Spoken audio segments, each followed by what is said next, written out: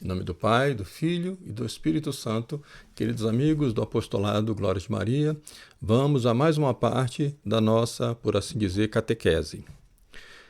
Próxima pergunta. Essa falsa contra-revolução do tipo restauracionista romântica se aplica só aos católicos?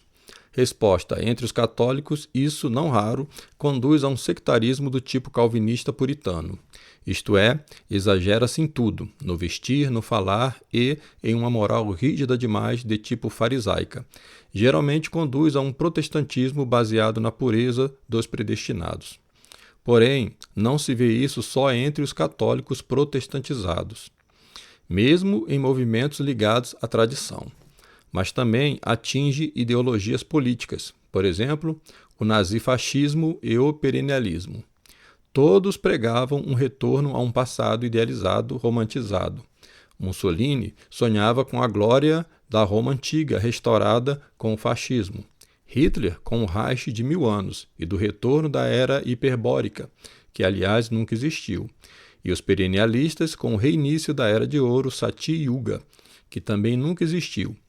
E todos esses movimentos carregavam em si os erros da doutrina milenarista. Próxima pergunta. E o que é o milenarismo? Resposta. Essencialmente é a doutrina que prega que haverá na Terra um período ou Era de Ouro de 1000 anos, na qual haverá uma espécie de retorno ao Jardim do Éden. Isso no cristianismo começou com Pápias, de Herápolis, que viveu entre os anos 70 e 140 d.C. Pápias interpretou erroneamente os relatos dos apóstolos sobre o milênio, sobretudo São João Evangelista em Apocalipse, afirmando que haverá 1000 anos após a ressurreição dos mortos e que o reino de Cristo se realizará materialmente aqui na Terra. Como já vimos, há um outro tipo de milenarismo, segundo o qual esse reino de Cristo, ou de Maria, se dará na Terra antes da segunda vinda de Cristo. Pergunta. Como então se pode combater verdadeiramente a revolução sem cair em um desses erros? Resposta. Não fazer uma revolução ao contrário, mas o contrário da revolução. Explique-nos. Resposta. Se a revolução é desgraçada, isto é, uma ausência da graça, a revolução só pode ser vencida por aquela que tem a plenitude da graça, ou seja, a Santíssima Virgem Maria. É ela quem esmagará a cabeça da serpente, conforme escrito em Gênesis 3,15. Muitos católicos se perdem ao fazer uma revolução ao contrário, o que, ao final, não passa de outra forma de revolução. E assim sonham em restaurar a Igreja e a sociedade, utilizando para isso a mesma estratégia da revolução, qual seja, penetrar as instituições consolidadas pela revolução gradativamente até que consigam finalmente ocupar os postos mais importantes e, a partir de dentro, começar a reverter o processo revolucionário. Próxima pergunta.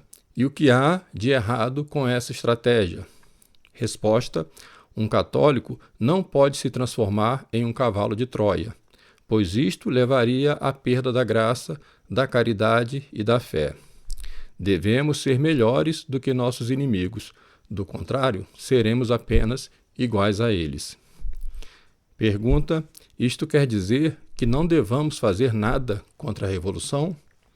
Resposta: a falta de luta não passa do mesmo erro defendido pelo quietismo, segundo o qual basta a contemplação e, a seu tempo, os males passarão.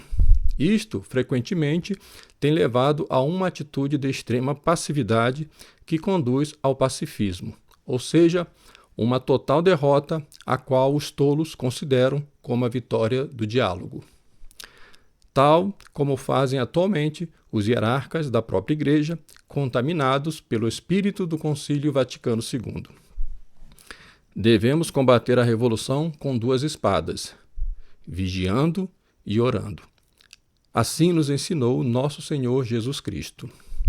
Vigiar é se instruir nas verdades de fé, defender a nossa fé sem respeito humano, mas sem perder a caridade com o próximo, mesmo que estes sejam inimigos da verdade. porque não podemos pagar o mal com o mal, e sim com o bem. Além disso, pode ocorrer que, pela graça, um destes pecadores venha a se converter, e caso morra, antes daqueles que lhes fizeram bem, certamente se lembrarão destes no céu, de onde intercederão a seu favor. Quem salva uma alma ajuda a salvar o mundo. O verdadeiro católico não odeia o pecador, mas odeia o pecado. Assim, daremos testemunho de Cristo publicamente, e sem medo, fortalecidos pela graça e pela outra espada, que é a oração. Os mártires dos primeiros séculos agiram assim. Nenhum deles tentou adentrar as instituições romanas com o intuito de subvertê-las. Mas aqueles que o poderiam ter feito, porque entre os cristãos haviam muitos cidadãos romanos convertidos, não agiram assim. Cumpriram seus deveres de Estado santamente, ensinando e clamando aos céus, mesmo diante dos mais atrozes suplícios, até que seus clamores chegaram até o céu. A conversão do Império Romano se deu pela verdadeira contra-revolução, porque a santidade dos católicos levou à intervenção divina na história. E foi por intervenção divina que Constantino o Grande converteu-se. A verdadeira oração não é a do fariseu, mas a do publicano. São Lucas 18, 9, 14. O fariseu bate no peito e justifica-se a si mesmo. O publicano se curva e uma prece silenciosa se torna um grande clamor no céu. Pergunta: devemos ser infelizes nesse mundo? Resposta: isso é o que quer o demônio, que sejamos infelizes nesse mundo e na eternidade. E seremos infelizes se invertermos a ordem dos bens. Pensar que só existe males no mundo nos leva ao gnosticismo dos cátaros. Há males relativos e males absolutos. Também há bens relativos e bens absolutos. Pergunta: quais são os males relativos? Resposta: todos os males temporais.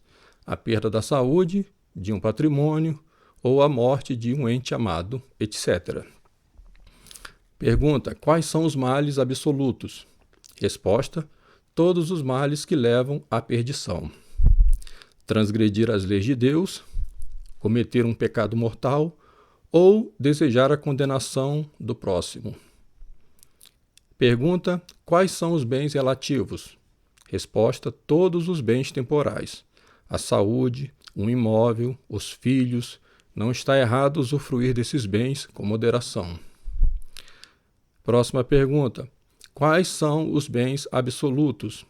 Resposta: a salvação da alma, a visão beatífica, o céu.